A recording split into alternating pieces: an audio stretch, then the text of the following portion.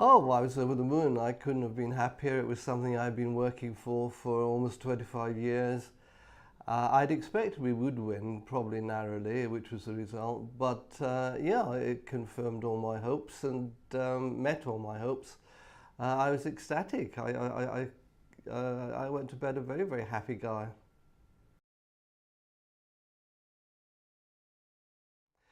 Most people I know were absolutely aware of my views and my actions in helping bring about Brexit. So they either didn't say much or they came up and said, you must be very happy. But I came into the London School of Economics one day to take part in a going away party for the head of my department. And I was accosted at the bar by a very distinguished fellow historian who kept shouting at me in a very loud voice, telling me to F off, F off, F off, he kept saying. You're the one responsible for all of this mess. It's up to you. You've caused this. Why don't you just go and F off?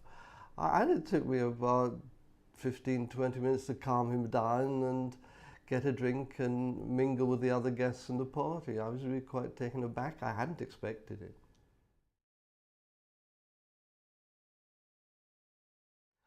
I don't think Britain's place in the world will change dramatically. After all, we'll still be members of NATO.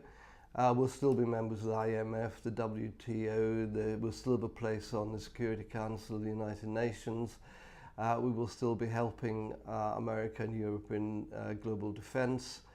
We'll still be helping refugees.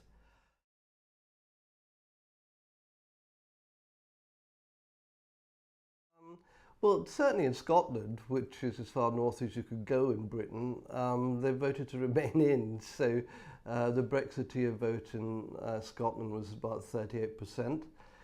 So they didn't feel that way.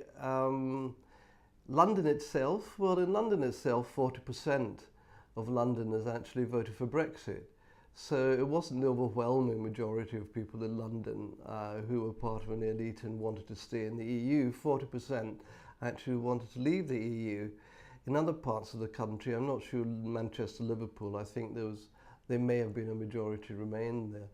But certainly there were outside London, most parts of England and Wales voted for Brexit. And I think that there may have been some reaction to Tory austerity policies there, but I think that the major feeling everywhere in the country was that we simply wanted to take back control of our own affairs and become a self-governing democracy. Elated. I'm looking forward to a wonderful future after Brexit.